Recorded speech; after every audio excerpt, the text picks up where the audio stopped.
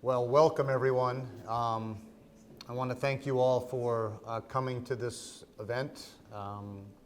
As you know, we've had a very full week here so far at the Global Food Safety Conference, and those of us at GFSI are absolutely overwhelmed with the response that we've had. We have had a record number of delegates attend the Food Safety Conference, so we set a new record, and we're very, very pleased about that. We have, I believe, 56 countries represented in the delegates, and we're very fortunate to be able to have a meeting the day before we kicked off the conference with 30 government and intergovernmental organizations. They had an opportunity to meet together as a government-to-government group, and then met with the GFSI board, where we discussed opportunities for cooperation and collaboration moving forward. And I think it's a great example of how the public and private sectors can come together. As you know, at GFSI, we have 3 major strategic initiatives. The first one is around benchmarking and harmonization of food safety requirements, something that the private sector has worked on now for the past 17 years within GFSI, and we believe it's helped us assure a more safe supply chain around the world, and really fits into our vision of safe food for consumers everywhere.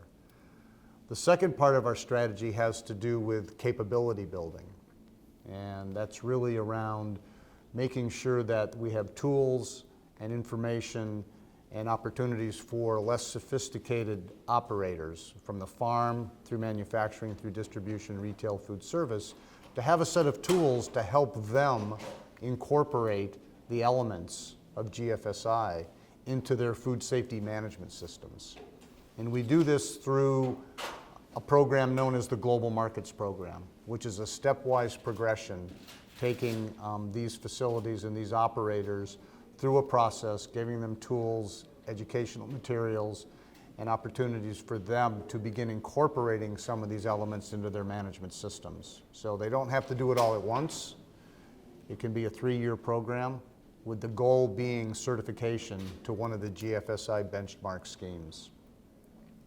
And the third part of our strategy is around public-private partnerships, and that's engaging all of our stakeholders. And one of our big focuses this year has been on really getting better relationships established with national governments.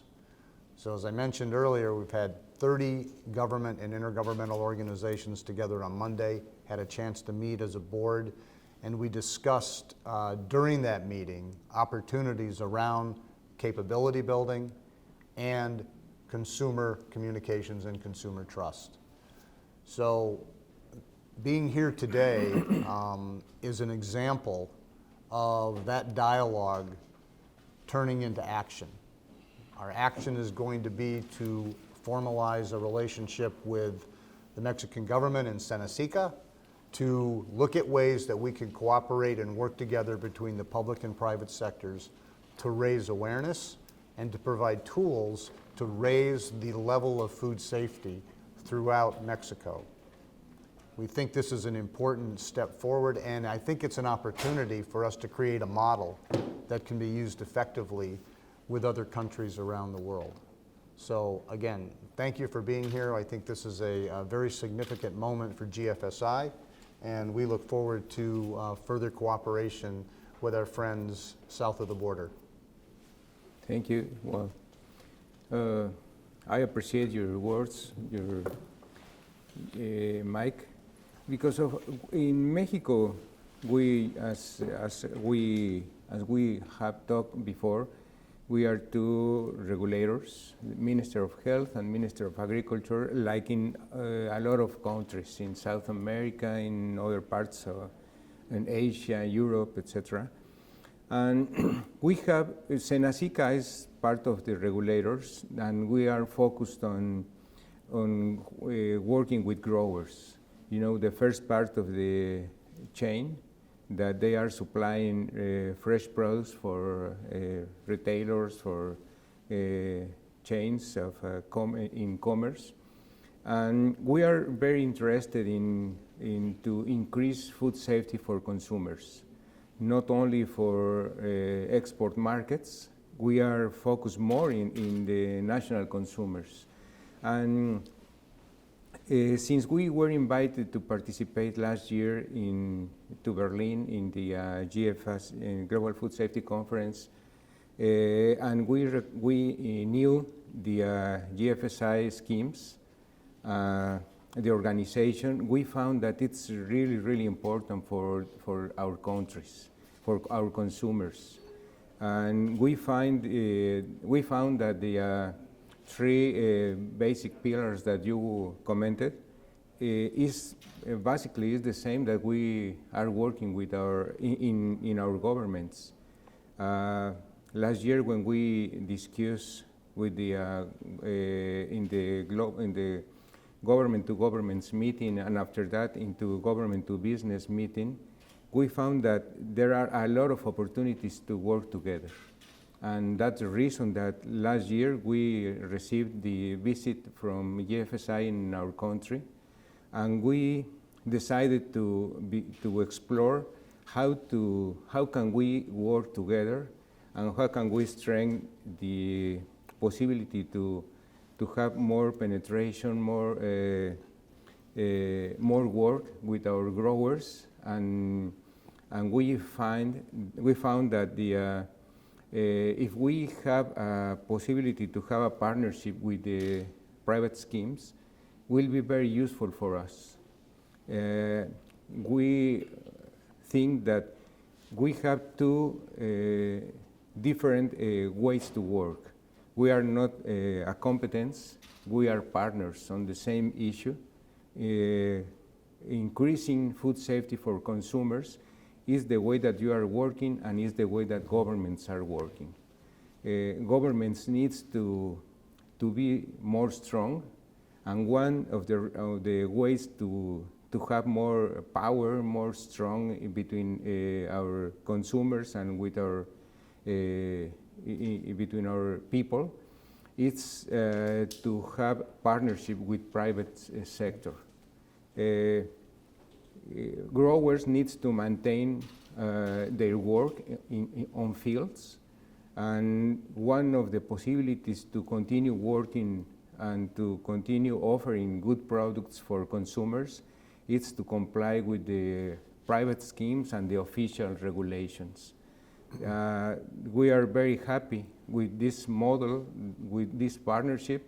We have had some partnerships with other countries, not with private sector, with other countries, and we have grown a lot. Now we have a partnership with FDA, and we're trying to explore other partnerships with different Latin American countries. We are inviting them to evaluate this partnership that we have established with the private sector, and to replicate this model into their countries.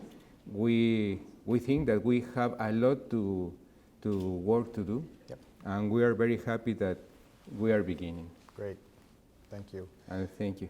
Thank you, and I think Hugo and I share the idea that the real beneficiaries of this type of a partnership are really the consuming public. So it really helps us to work together to assure a safe supply. We recognize as the industry, from the farm all the way through distribution, that we have a responsibility to produce safe food. And we also recognize the role of government in assuring that we're doing the things necessary to produce that safe food. So this is truly a complementary partnership in moving forward. One of the opportunities we have is to take the elements of GFSI, our benchmarking requirements, and work with the Mexican government to do a comparative assessment to assure the things that we have incorporated into our programs are consistent with the expectations of the Mexican government. And we believe this is a very effective model so that we're all very much aligned as to what are the key elements, and then how those are carried out, and then how those are regulated. So I think this is going to be a great model that we're going to create here, and I believe you're correct. that we'll be able to use this in other parts of the world very effectively. Yeah, I'm sure of that. We appreciate the opportunity to work together.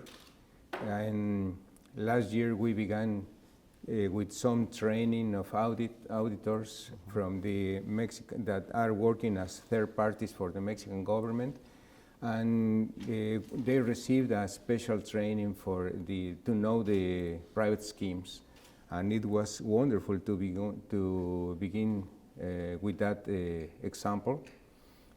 We had in this moment more than 150 auditors in our country, and they know the official schemes and the private schemes, and they can do their work better and offering safer foods for Mexicans and for all over the world. Mexico is exporting a lot of fresh produce, and we are very interested in to offer safe food for consumers. Great. Thank you. Thank you. And I want to say one more thing before we open it up for questions, and I want to acknowledge and thank our local group who are here with us, some of the representatives of the local group. They have been absolutely instrumental in us bringing our partnership to this point, so I want to thank them, and we look forward to continuing to work through our local group with Hugo and SENASICA, the Ministry of Health, and others within the Mexican government. Okay. Thank you. So with that, if there are any questions, we can take them on as best we can. Yes? Sarah Lewis, EU Food Law. I'm just asking, do you have concrete plans for any other countries? Do you already have in the pipeline to follow on from this one? Well, we've had previous discussions and conversations with the Canadian government that we did a very similar assessment with them 2 years ago. And the Canadians issued a paper, I believe about a year and a half ago, acknowledging that GFSI certification was consistent with the expectations for the Safe Food for Canadians Act. We are having conversations with a number of other governments as we speak, and I think, as Hugo pointed out, the first meeting in Berlin last year stimulated a lot of interest. We've had conversations with the US FDA on FSMA, and are working with them and looking at a very similar assessment. We had a conversation with the European Union and members of that group. In fact, Herman was part of a conference, press conference we had yesterday, talking about how that partnership is evolving as well. So to answer your question, yes, but I think the opportunity we have here is to do something in a true partnership, whereas the other times have been a little more one-off assessments and in conversation. This is going to be something that we'll work on together. Yes, Rick? I apologize because I came in late, so I don't know if you already covered this, but I'll ask it anyway, because I'm not afraid of making a fool of myself. But you've signed this agreement, okay, and can you elaborate on how you see GFSI further getting into the Mexican companies and accepting and using this? Actually, from a usability standpoint, from a practical standpoint, how will this get into industry and actually starting to be used? Well, I think that's kind of the beauty of the partnership. I really see, and Hugo, please comment here, but I see this really being twofold. One is through retailers and food service folks, they can drive these requirements back through their supply chains. So that's one way to do it. So if I'm going to be selling fresh produce in the market in Mexico City, I will have requirements in place that will have the producers to be compliant with these types of programs. So that's one way. Another way I see is through government programs, and this is where the capacity building comes into play. So using the Global Markets Program as a set of tools that some of these small, less sophisticated growers can begin to incorporate into their processes. And I would see us doing that very closely in collaboration with the government. And you know, we've in other parts of the world, we've worked with universities and other service providers to make sure that growers have access to this information. Yeah, well, I think that with this model, a lot of governments could win. There's a win-win. Privates and governments could go ahead with the food safety, offering, as I told you, offering safer food for our consumers. And we have a lot of, well, in every country, we have a lot of growers.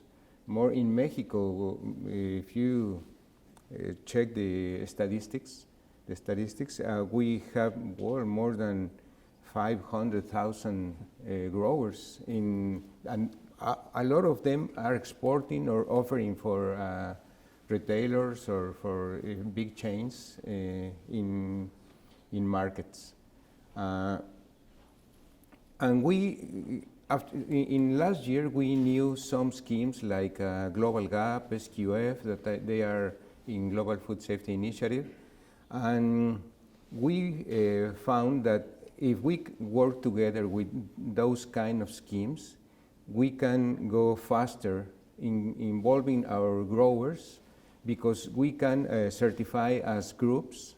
You know, some of them are very small.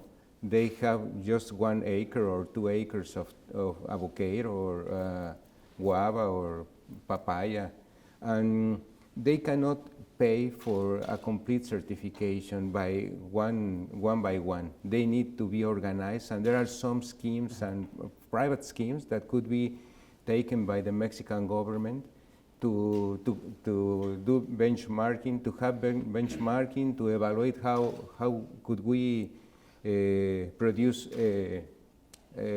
certified local food, local fresh produce for retailers or for export. You know, once that FISMA is going forth, we need to comply with FISMA, and one of the ways to comply with FISMA is having more growers certified by Mexican authorities and by the private schemes.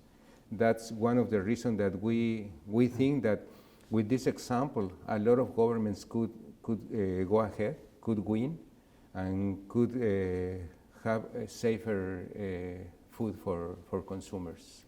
Thank you. Yes?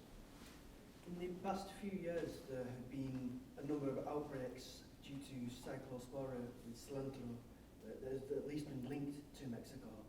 I was wondering if that is it a lack of education, a lack of knowledge, a lack of tools? What are the kind of crux behind that you hope this can help with, basically, to stop it?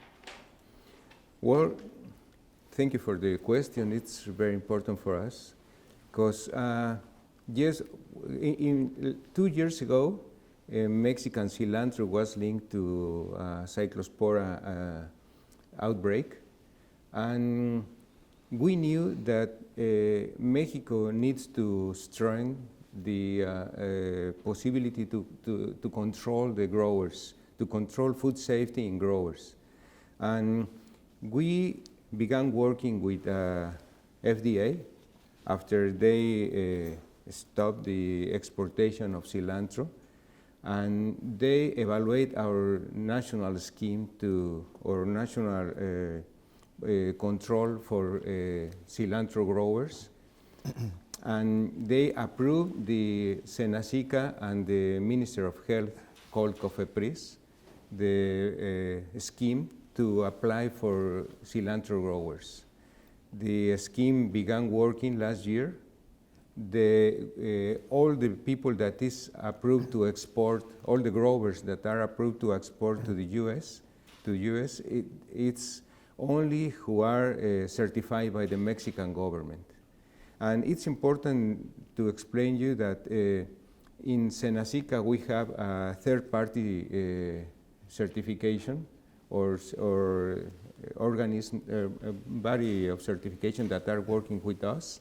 And we are thinking on to involve the private schemes that are working with GFSI to be included in this model, like the cilantro growers or avocado growers, because of once we evaluate that benchmarking through benchmarking that our schemes could work together, we can involve GFSI schemes on this kind of certification.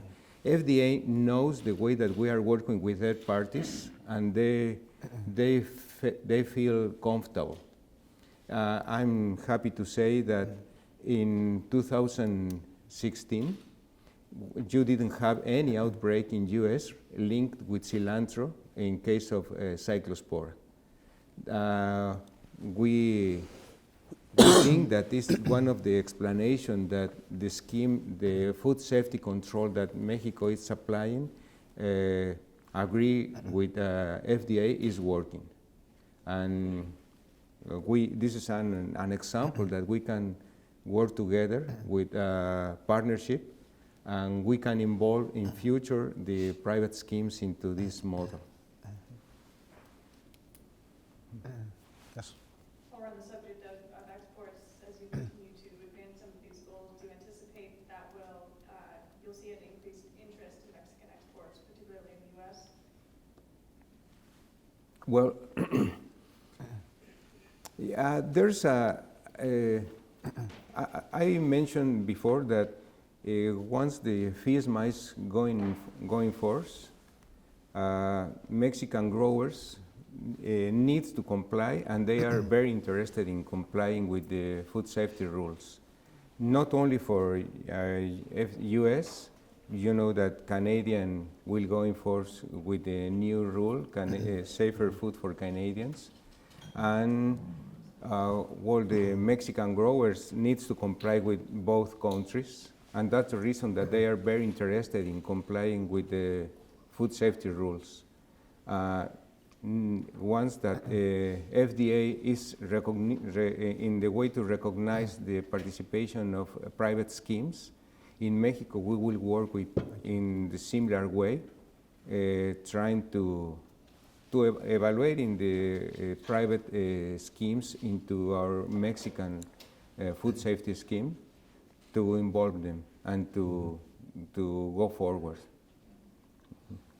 Yeah, I agree with Hugo. I think, one of the efforts we've had within GFSI is to engage governments to get a recognition as to how our benchmarking requirements and the certification programs that have been benchmarked by GFSI comply with government regulation. So it's very important to us that we drive that consistency and that harmonization, so we can remove these non-tariff trade barriers, and we can have the free flow of goods across borders for the benefit of everyone.